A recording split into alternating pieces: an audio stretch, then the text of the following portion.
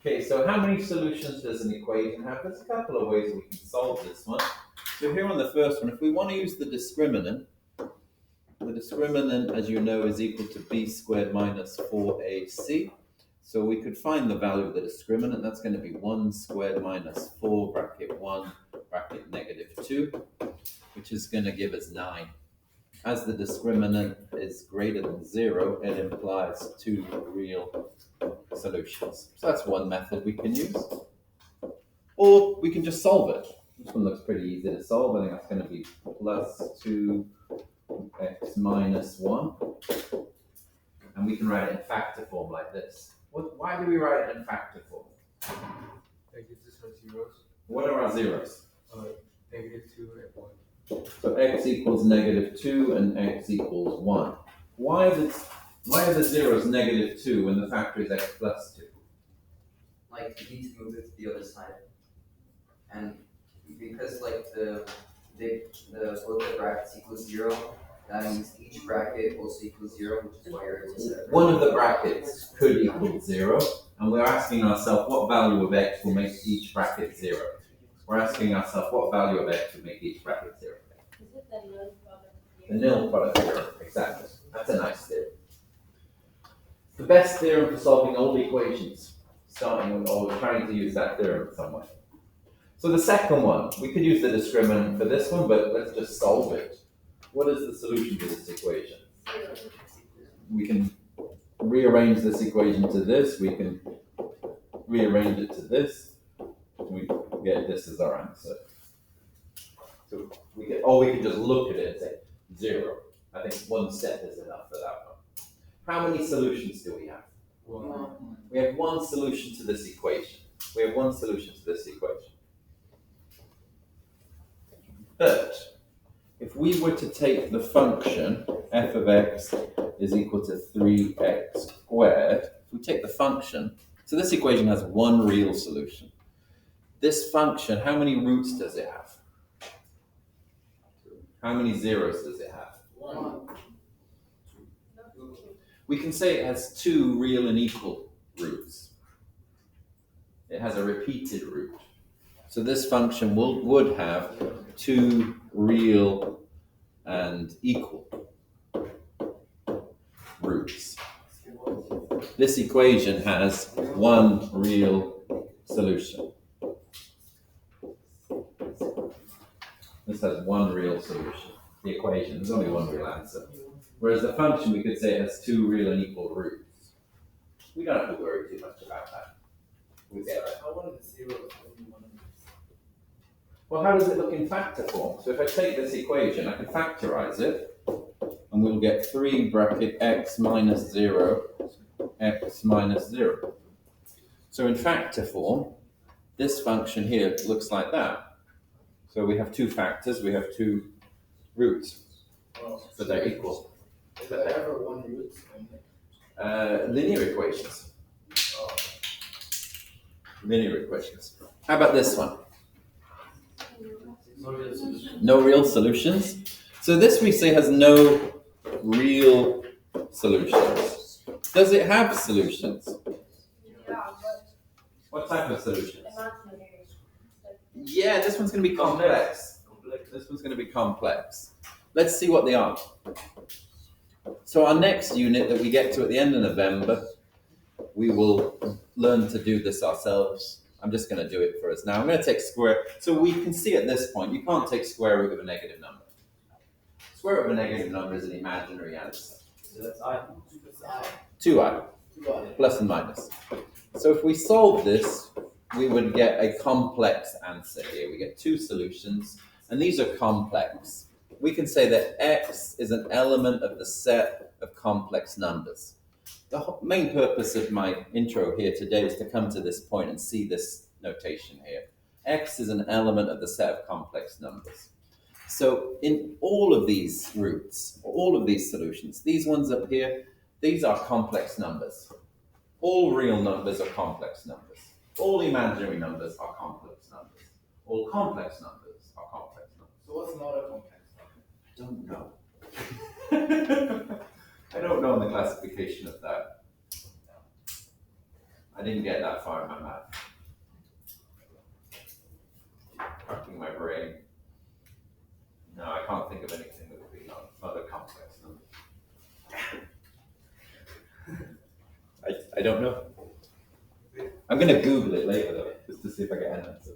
All right, so this one, how many solutions do we get? We get no real solutions, but how many complex solutions do we get? We get 2 complex roots. We get 2 complex roots.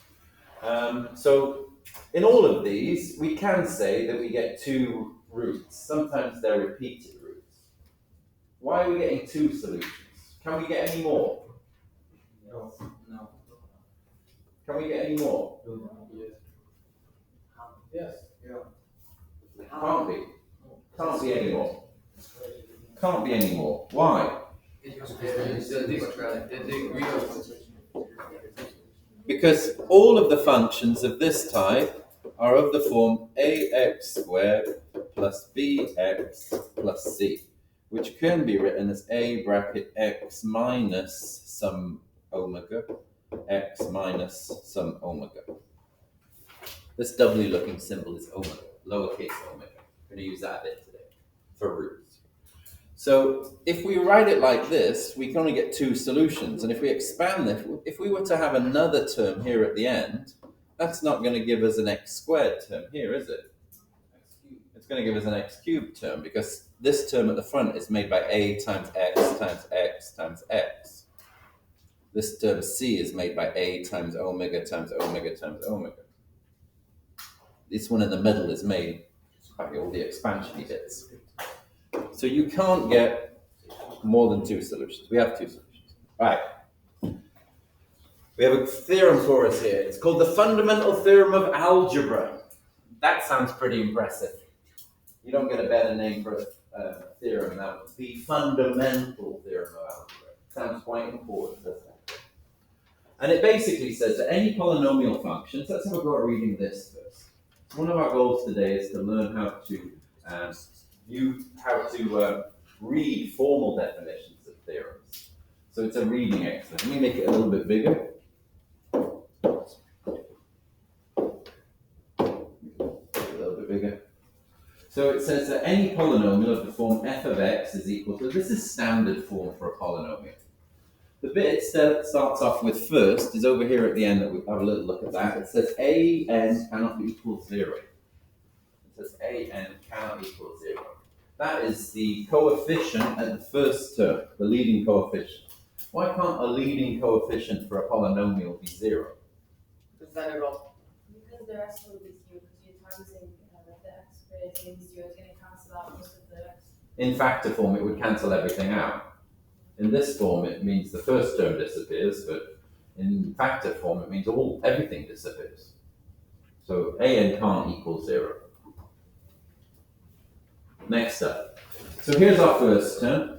Normally when we write it, when I wrote it on the last one, down here, I wrote it in standard form that you're familiar with, ax squared plus bx plus c. Now generalizing that into a pattern that lets us express linear equations, quadratic equations, cubic equations, quartic equation, kinetic, and so on. You can't do it, you can't express it with one statement by using the letters A, B, C. You need to have a repeated pattern to your expressions, which is why we're using A only. So we say that the first term is x to the n. So we have a n, the nth a, times x to the n. And then this is the next one down, n minus 1, which sort of allows the numbers to cascade downwards slowly. Then we use the ellipsis statement here. So this bit symbol here, the little 3 dots, it's called the ellipsis. It can't be 4 dots, it can't be 2 dots, it should be 3 dots. It's the correct term. This means there is more here that I'm not showing. There is more here that I am not showing. So it starts off and saying, look, with the first term like that, the second term here shows how the series progresses. So we progress by taking 1 off the n every time. And then we show the end, how the end looks as well. So I would normally only show the end part here, like this. So it shows how the series progresses. Sir? Why is the n under? Why is it not over? Because it's not to the power of n, it's the So if you have three different coefficients, you've got, so for instance, when we're finding the solutions to a quadratic equation, we might use the subscript like this. So to show that there are two different values of x, you use the subscript. It's not squaring x, it's just saying x version 1, x version 2, and so on. So this is showing a version n minus 1, down to a1 and a0. Okay.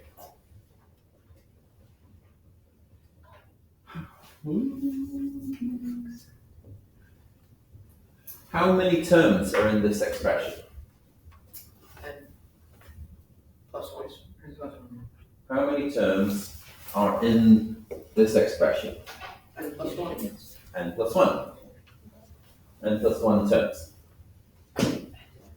This is why we don't use a1 to an. Makes it a little bit simpler to start at a0. Because we need one more extra term. It's better to have it that and then have this one go to n plus 1 and starting at 1. So sometimes it's better to start at 0. That's why sometimes in science you have t0 and those type of things. The initial value also relates to time.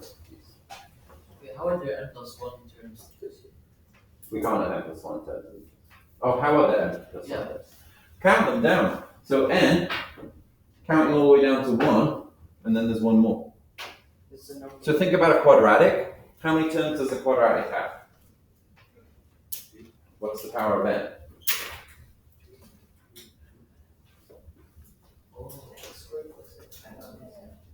What about a linear function? How many terms? 2. What's the power of n? 1. Sir, Yeah. what's after the n minus 1? What is it? What does it go to? It goes N minus N 1. N minus 2. And how does it go to a2? That just shows that they didn't write it down. Let me see. Let's say we take n as 6. Yeah. Take 1 off 6. What do we get? 5. Take 1 off again. What do we get? Take 1 off again. What do we get? Take 1 off again. What do we get? Take 1 off again. What do we get? How did you get to 1?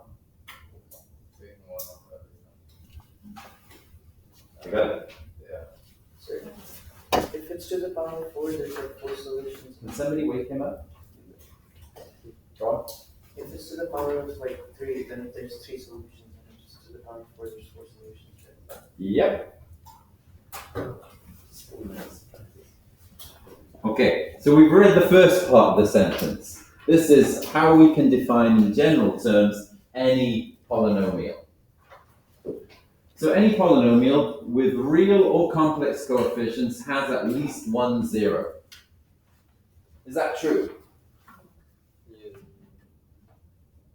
Can it have more than one? No. Yeah. Then we have a couple of quadratics too. Oh, yeah. Did we have a quadratic with at least, did all the quadratics have at least one? Yeah.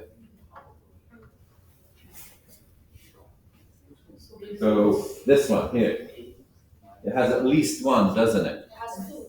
It has 2, but it has at least one solution. So we've got 3 bracket x squared. We have at least one. Okay, this last bit is the important part. It says that there is some omega, which is a member of a complex number set, such that f of omega equals 0. Omega is the root. So how, we were finding in the last question, we were finding the roots. We found omega 1 to be minus 2 and omega 2 to be 1. If we were to insert either of these two into the function, you'd get 0. That's what the fundamental theorem of algebra says. So all this says is that any polynomial has a root, and if you put that root into the function, you'll get 0 out. That's it. Fundamental theorem of algebra. Also, omega. And it says It says that any polynomial has at least one root, and if you take the root, put it into the function will give you 0. Because the y value is 0 at that point. Always. That's all it says. There's a lemma that is attached to this. So this is basically a not separate theorem. It's a lemma means it's a rearrangement of this theorem. there's a lemma that says that any polynomial with real coefficients can be written in factor form, like this, where an is your leading coefficient, and this is why an can't be 0, because it would make this all cancel. And then we get x minus omega 1, x minus omega 2, all the way down to x minus omega n, all of the different roots. And omega k is a member of, so all of the different omega are a member of the set of complex numbers, where k is any of the numbers from 1 to n. So how many roots will a 6th degree equation have? 6. If you include repeated solutions. It has to have at least one omega, so it's different to one omega, but it could have that same one 6 times. It could have that same one 6 times. If it's the same 1 6 times, it's 6 1 6. Yeah. How would it be? Why not 7 difference? Well, look. So x minus omega, you get one solution. This is a example of a 6th degree polynomial equation with one root which is repeated 6 times. We'd say that that root has a multiplicity of 6. It has a multiplicity of 6. So that we have one solution to this equation. There's only one value that will make it equal to 0. It's that value, but that occurs 6 times. Oh, because it's times x minus 6. Okay. So why does it say it has to be real coefficients? Oh, okay, real coefficients. Yeah, you can't factor it like this when it's with complex ones. Yeah. All right. So that's the fundamental theorem of algebra. Let's have a go at using it. Have a go at solving these problems.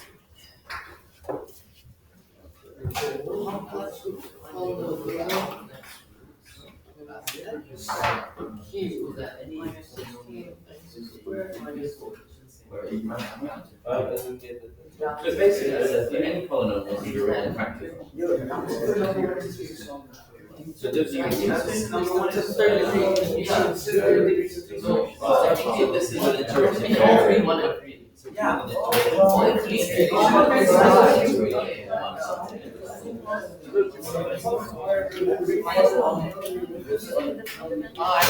So you know, it's given right now. It's square root of minus 5. So use I is equal to I square root of that's imaginary number complex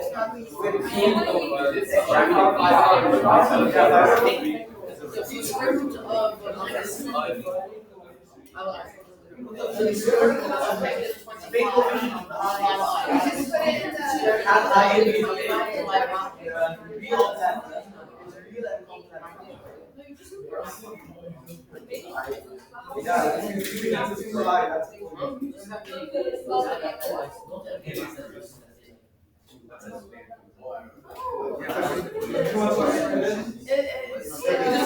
Okay, so we can conclude that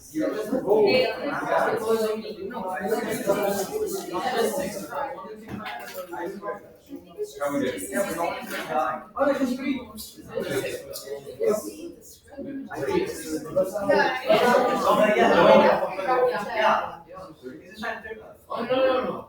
There's complex coefficients. If there's complex coefficients,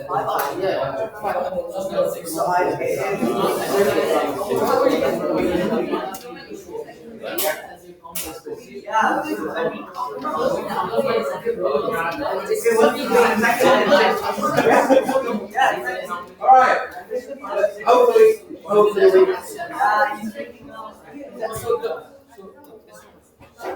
Hopefully we have our answers. So use the fundamental theorem of algebra, say how many complex roots. So we can say that this can be written as, what is the leading coefficient? 1. So this can be written as x minus omega 1, x minus omega 2, x minus omega 3. I factored it now. So I factored it correctly. How many roots do I have? 3. So 3 roots. Done. Find the number of complex roots, including any repeated roots of a degree 6 polynomial with complex coefficients. Ooh, this is harder. What's the answer going to be here? 6. Done. Next theorem. Next theorem. This one's a little bit trickier. This is called the rational root theorem. And this lets us, the purpose of this theorem is it helps us guess what the roots are. It helps us guess what the roots are. You just guess them. And it comes from this factored form. Think about this factor form. So if I want to expand the factored form of the general polynomial equation, what is the first term going to be? Think it through, don't shout it out. What is the first term going to be? Then I'll ask Jude, then I'll ask Jonathan.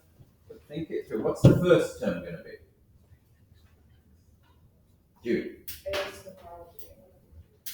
Can't be ax to the power of 3.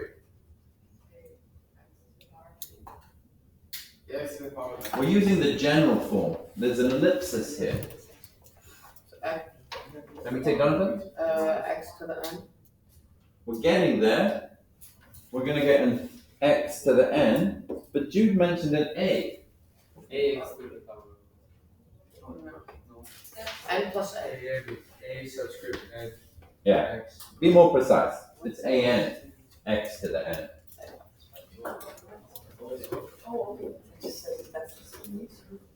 The next term is going to be much harder to do.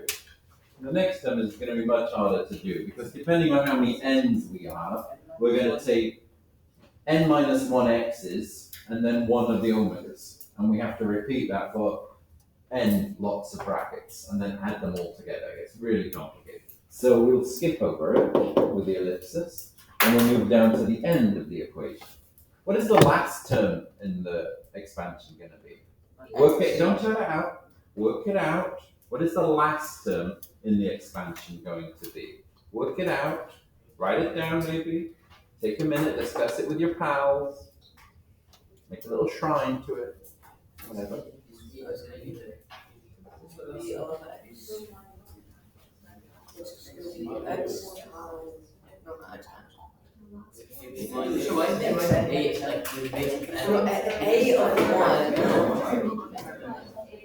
It's easier to just one.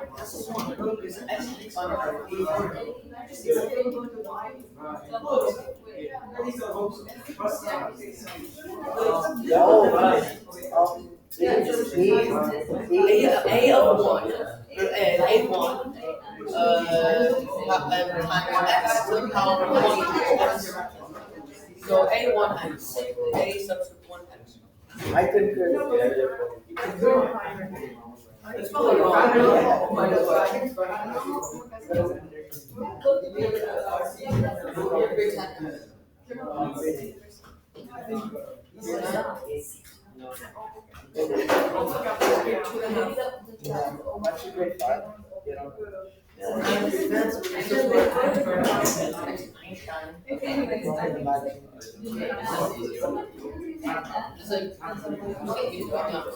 those old videos from 2015, like, or not 2015, 2005, they're actually, I mean, it's just hard out.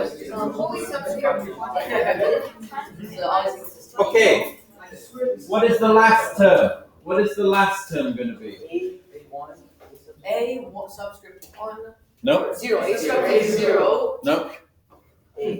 Well, it is a subscript 0, but how do we make it?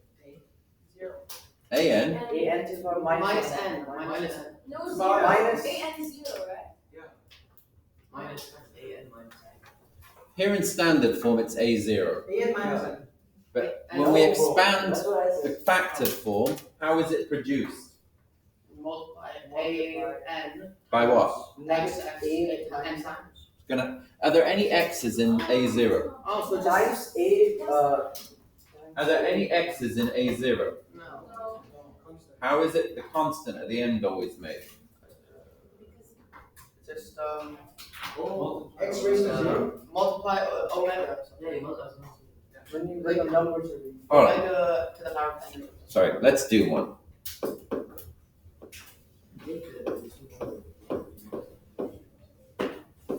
If we expand this, what is the expanded form? X squared plus x2 2x plus 2x minus 3 How did you make that number? times minus 1. Multiplied all the omega. So if you have omega 1 times omega 2 times omega 3, blah blah blah. omega 1 times omega 2 Oh, times dot dot dot omega n. yeah, the first one. At the first one. Why? So the first term is a subscript n, x to the n. The last term is a subscript n, omega 1 times omega 2 up to omega n. These are the first term and the last term. So, what rational root theorem tells us, this is the most important part, the hardest part. What rational root theorem says, a rational zero of the polynomial is of the form p over q, where p is a factor of a0 and q is a factor of an.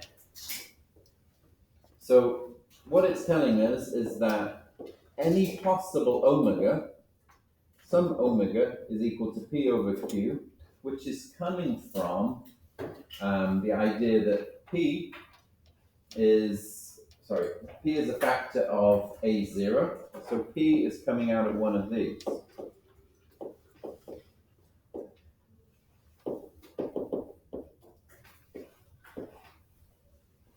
Over a n.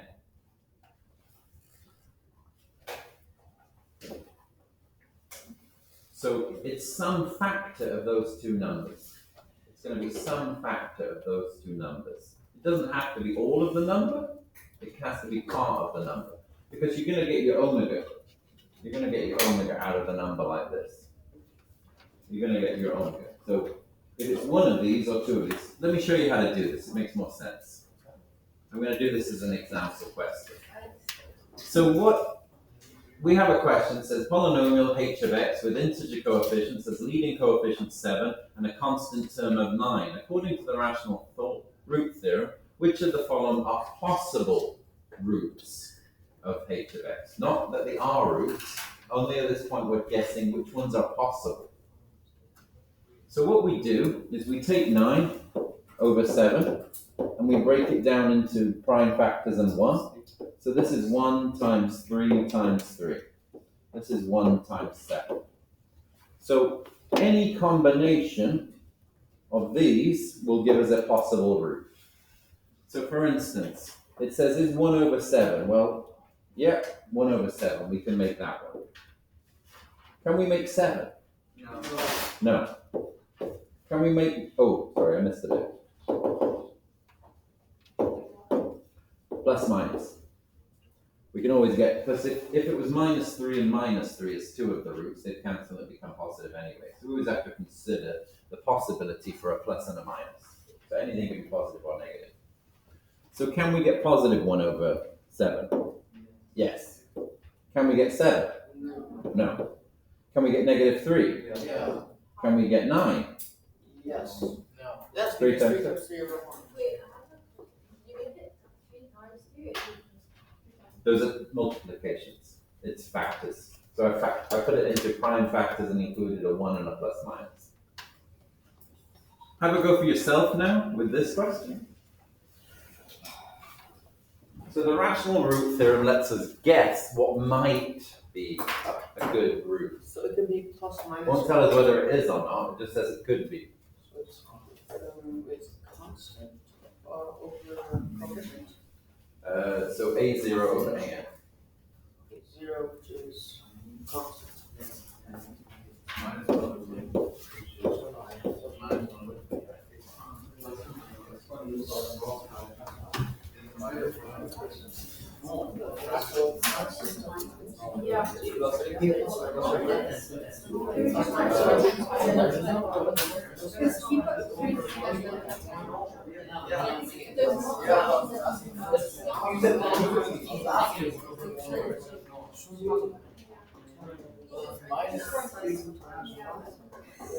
forget the 1. It's not a prime factor, but you want to consider it. We know where you actually use Prime factors and 1.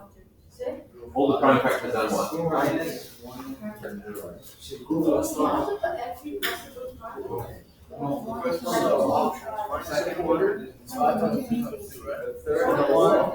the fourth one is the What I do is I break it down to 5. This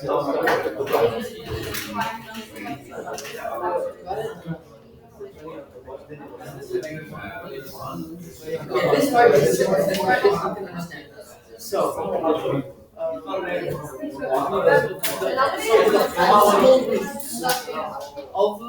Whatever.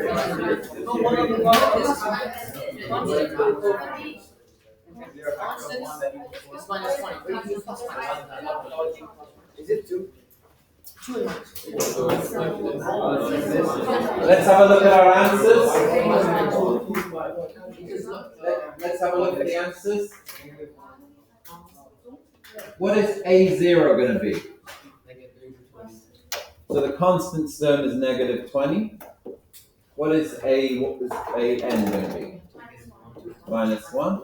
So what we want to consider is plus minus 1 times 2 times 2 times 5. And all combinations of over 1. We only need one off plus minus. Just it can be positive or it can be negative. It doesn't matter. We only need one. And then we can use any combination of these. Can we make a quarter with that? No. Can we make a 20th? Can we make 2? Can we make minus 1?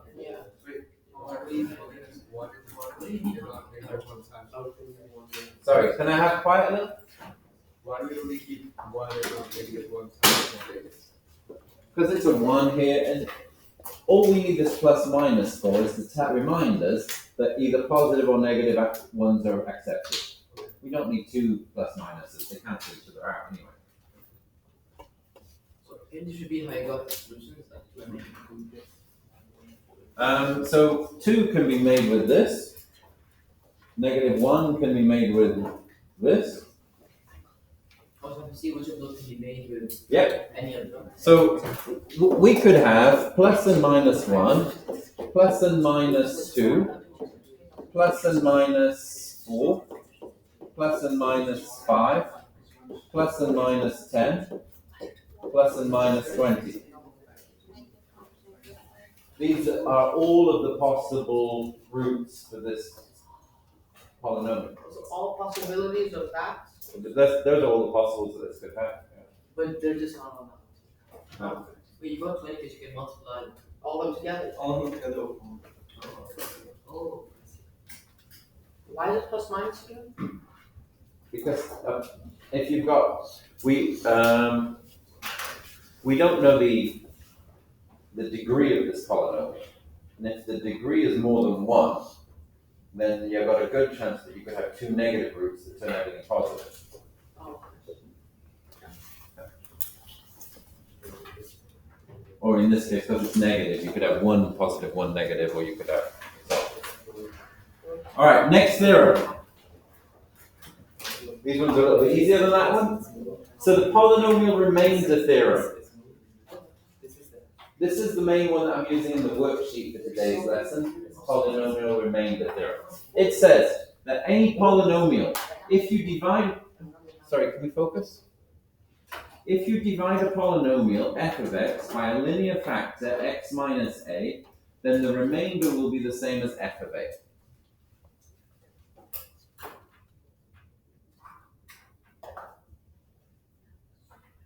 Let me do that as an example question to make this one seem easy. So it says if you divide a polynomial f of x by a linear factor x minus a, then the remainder will be the same as f of a. I know what I'll do. I'll pull up last lesson.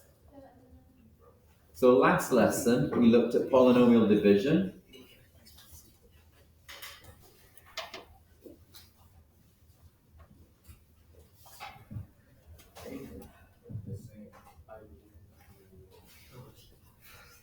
So here's a good one. If we look at this example here,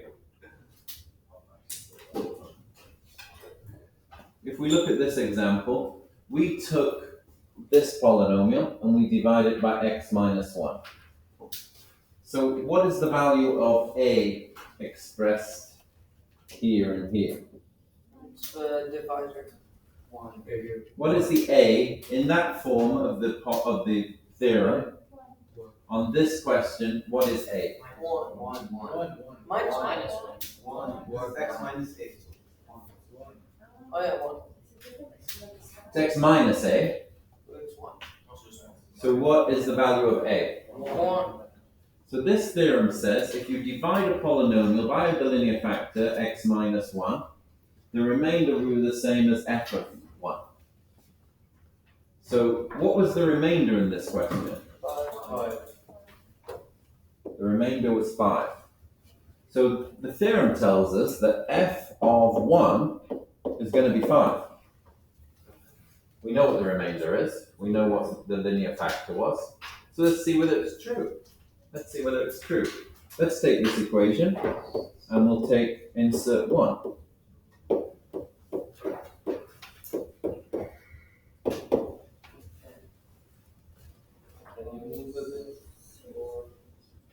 Sir, can you move that into it? Why did we go 2 pounds? 2, because it's squared. It's minus x squared. What's x? 1. Where did I get 2 from? 2 Plus 4. It's just 1 minus 1. 5.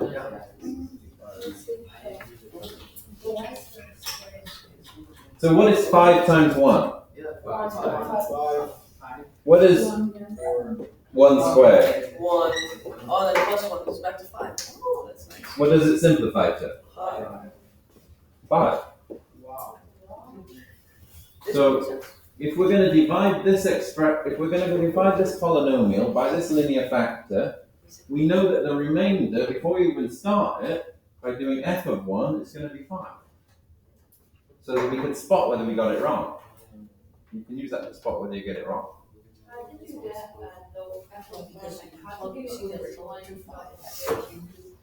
So it all relates to here on the linear factor.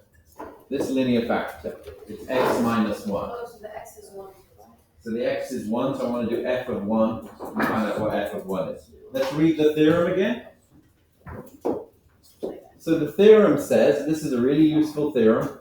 This theorem says that given any polynomial, if you divide the polynomial f of x by the linear factor x minus a, then the remainder will be the same as f of a. Now, if you're dividing this one by a factor which can factorize this one, if you're dividing it by a factor where you've got the root, we get this next theorem. So any polynomial, it says that if f of a is equal to 0, then x minus a is a factor of the polynomial. So this factor theorem is relating the polynomial remainder theorem and the fundamental theorem of algebra. And it basically says, let me try and put it in layman's terms, if you have a number that you've guessed, let's say you take one of these numbers and you guess them like this using rational root theorem.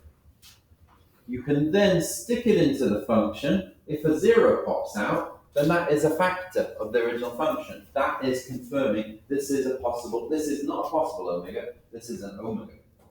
This is a root. So if you take all of these possible omegas, pop them into the function, if the answer pops out as 0, you've got an actual root. You've got an actual root. And that's what this one says. Let's have a go at this formula. This problem. There's 2 ways to solve this question. Or long division. You choose which is the best technique.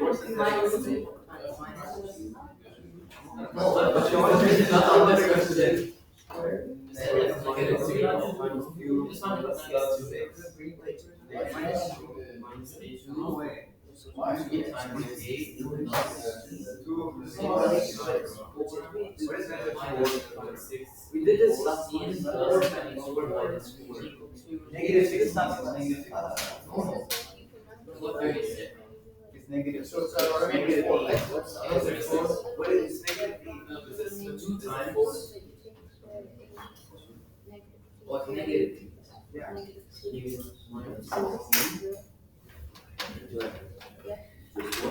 Wait, what is it? Yes.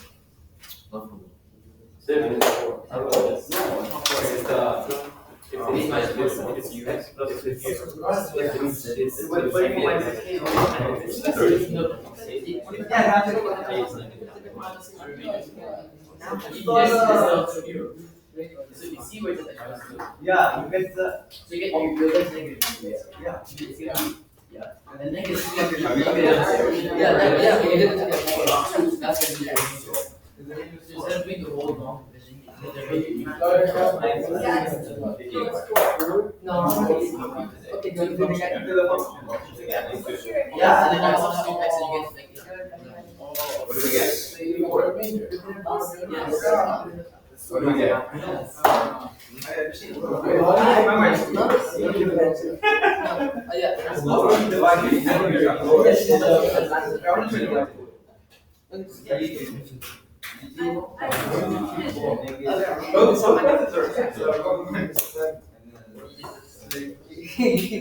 What shall we do on the board?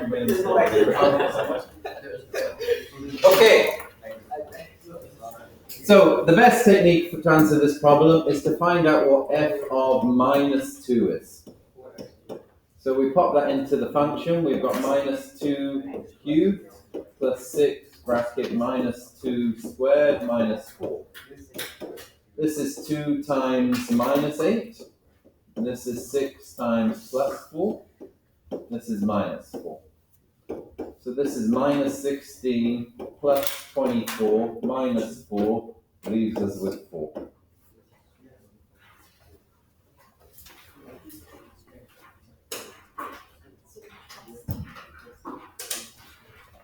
Have a go at this next problem.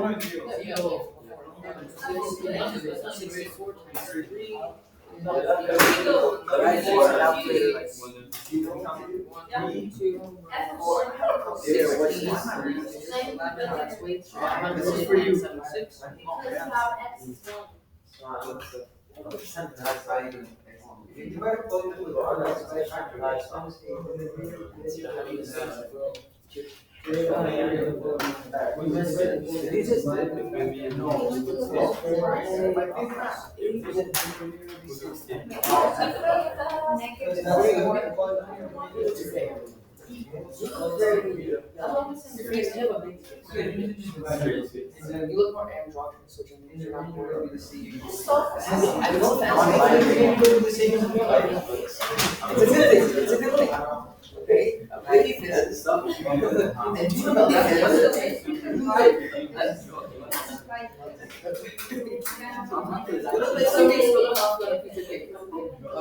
And only things you can When you do wrestling, what's it? The wrestling is from that. You touch each other. Anyway, so this is 16. 16 4 You don't have to expect 6 equal to. Very good. 17 4. We got next problem. Oh. Oh, I told you. 4 plus 4. We don't.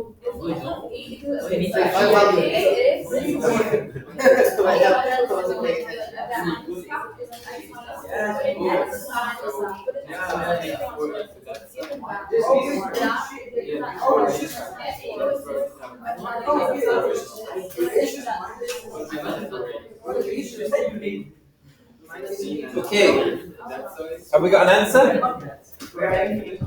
we got some answers?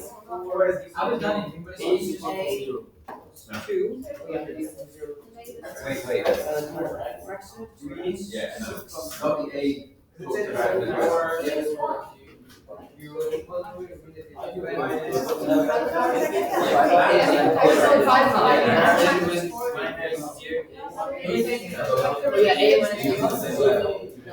No sense. A is equal to A. That's crazy. You just found you're the next Newton. Yeah. What is?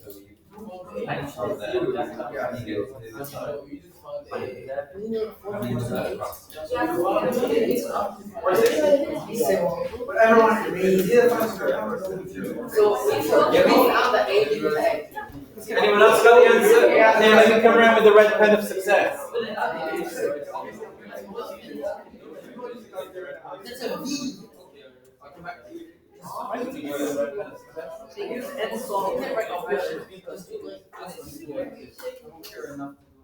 that can be square and A L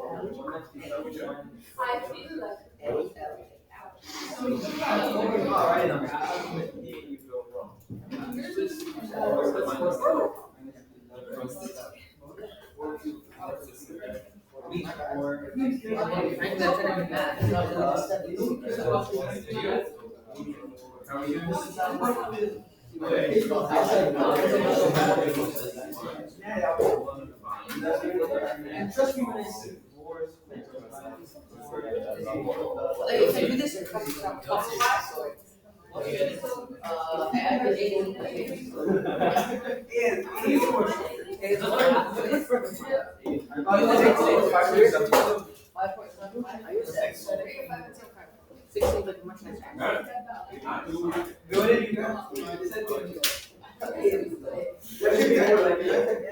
Okay, let's have a look at the answer to this one.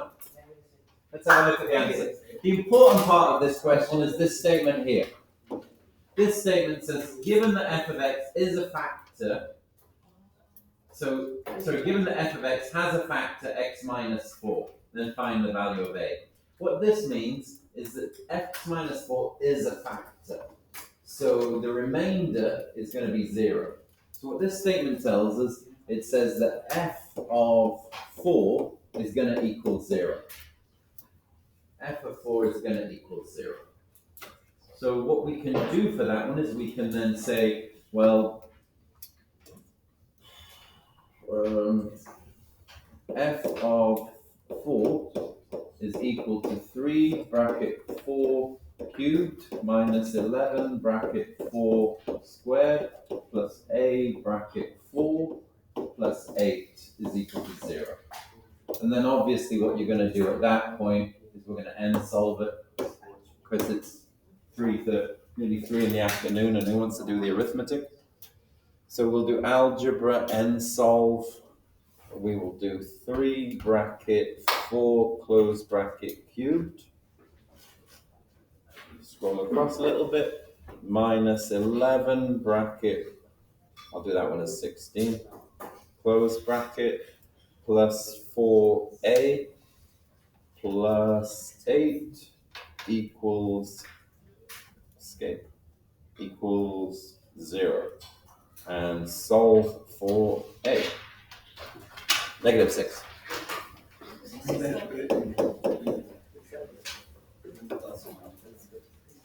You can do the arithmetic by hand and go the long way if you want. So this is using the factors theorem. Which theorem is this using? So what we're using here for this theorem, we're using factor theorem. It says that if f of a is equal to 0, then x minus a is a factor. And we're using it backwards. We're saying if x minus a is a factor, then f of a is 0. So we're using this statement backwards. Kind of the converse of the factor theorem. Okay, last one. This is the highlight for the lesson.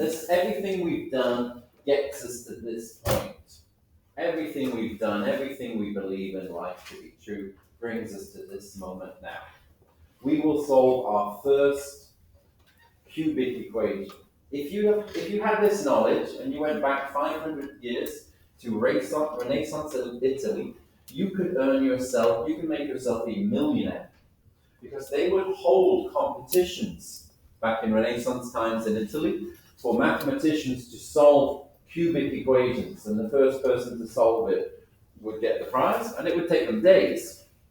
Cavalli came up with a formula at the time which allowed them to solve it, but if you knew what you know with this, you could make yourself up. So if you ever find yourself in time travel, and you're around about 1500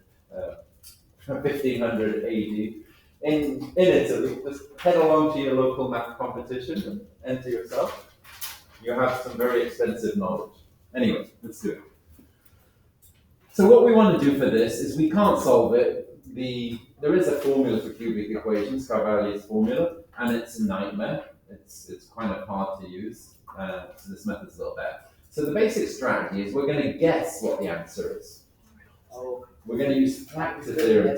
We're going to use rational root theorem to guess an answer. We'll use factor theorem to see if that is an answer. And then we'll use polynomial division to simplify the equation.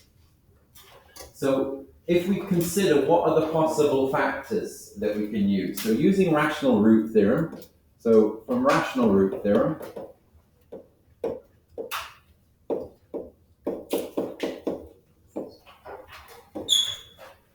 so this gives possible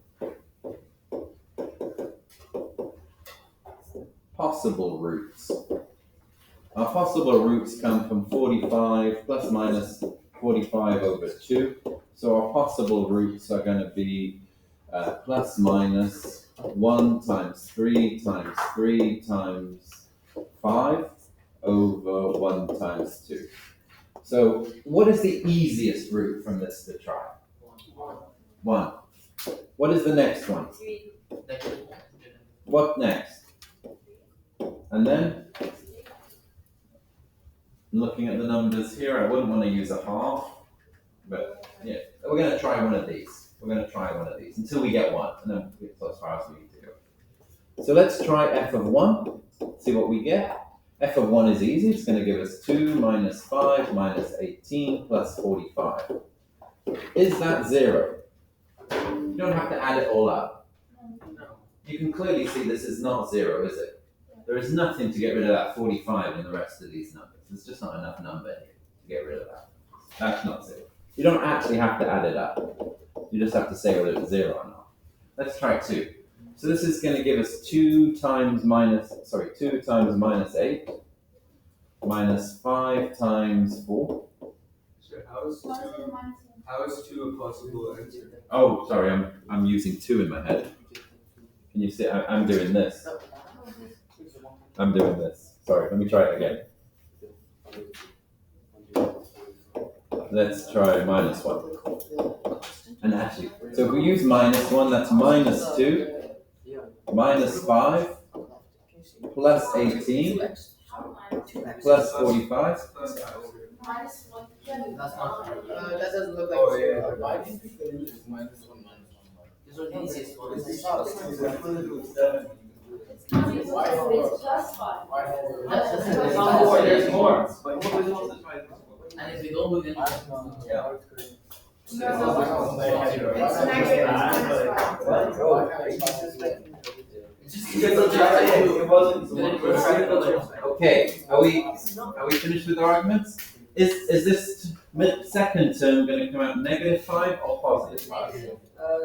Negative 5. Can we have quiet now at this point? Is this equal to 0? No. Absolutely not. Let's try 3.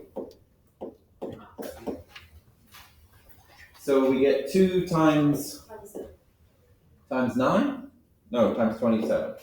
2 times 27 minus 5 times 9. Yeah? Minus 18 times 3, yeah. Let's not shout out the wrong answer so much. Plus 45. All right. So this is 54. This is minus 45. This is minus 54. And this is 45. What does that equal? 0. 0. What does this mean? That 3 is a root. Is one of those. That x minus 3 is a factor. Minus, because we do that in first, right? Because it's plus x is equal to 3 and minus 3.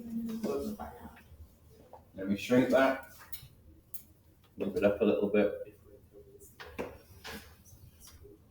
Just need a little bit more space here. Shrink that.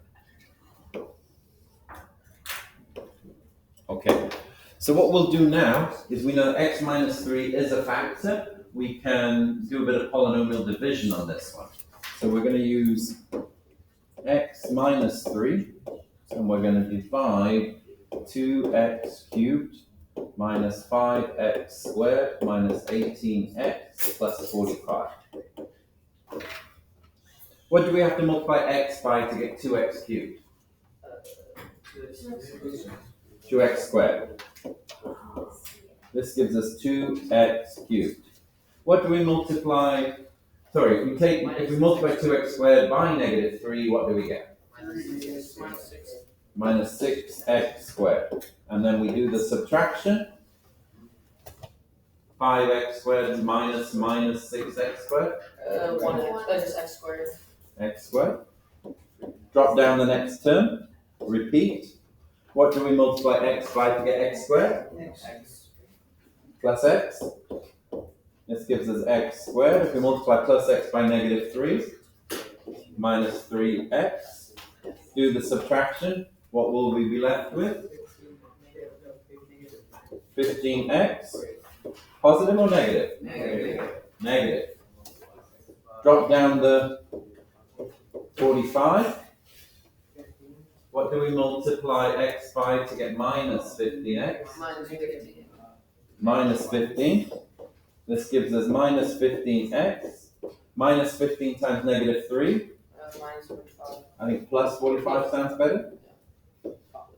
If we do the subtraction and you don't get 0 at this point, you've made a mistake in your polynomial division, so check your working. It's a good way to check. We know that the remainder has to be 0 because we've tested it with factor theorem previously, and why we're using this number. So what we do then is we have a quadratic. So we take this quadratic, 2x squared plus x minus 15 equals 0.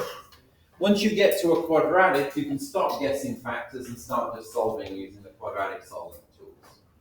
So the best way to solve this one would be to consider negative 30. What factors of negative 30 add up to give positive 1? 6 and minus 1. Minus 5 and 6. We want minus 5 and 6, so we're going to use 6 plus minus 5 is equal to 1. So that means we've got 2x squared plus 6x minus 5x minus 15 equals 0. And then we factor out the 2x from the first terms, and we're left with x plus 3. We factor out the minus 5 from the next two terms, and we end up with x plus 3 again. And then we factor it to 2x minus 5, x plus 3 is equal to 0. So our final factorization now is f of x is equal to x minus 3, 2x minus 5, and x plus 3. Fully factored form. What was the question we were answering? Were we factoring it or were we solving? Always go back at the end. When you think you're getting to the end of the question, go back and read the question again and see, what is it I'm supposed to be doing again? Because with these longer questions, I've done so much, I've forgotten what I started out to do. And you can go in the wrong direction. So solve the equation. Yep. Where do you get x minus 3 from then? Because it says... So I used rational root theorem to find possible roots. I then used factor theorem to find that f of 3 was 0, which gives me x minus 3 as one of my factors. I use x minus 3 in polynomial division and then end up with a quadratic times x minus 3. And then So that then gives me my solutions. x1 is equal to 3, x2 is equal to 5 over 2, and x3 is equal to minus 3. I have solved the equation in 5 minutes, not 2 days. The first one, x equals 3, is the one that you got from using the rational root theorem, right? Yeah. So you can get the sum of them just by the root theorem. You can get all of them. But you didn't find 5. There was 5 over 2. Oh yeah, So why do you have to do all that division if you Quicker. It's quicker. Think how long the arithmetic without a calculator is going to take me to try. We just did 3 of them, and it took. I think those 3 took me nearly as long as this process here. You can look on the thing, but to do a half, to do 5 over 2, to do 3 over 2, plus and minus. I need to do plus and minus 1, plus and minus 3, plus and minus 5, plus and minus 9, plus and minus 15, plus and minus 45. I need to do all of those over 2. That's a lot. That's a lot. And once I introduce complex numbers, you won't get the complex roots using this technique. You'll only get the rational roots. And how do you get the complex ones? From the quadratic, usually. We'll do some quadratic solving techniques in a couple. Shay, can you stop doing that to him, please? Stop. Can you stop? In a couple of weeks, we'll look at how to find the complex roots from a quadratic. Okay. Is there any math equations in data we take multiple ways to solve so that we solve it consistently? Sorry? Is there any math equations in data we take Yeah. 45 because of all the consider practice? Yeah, you could. But a lot of solutions these days are numeric methods where you use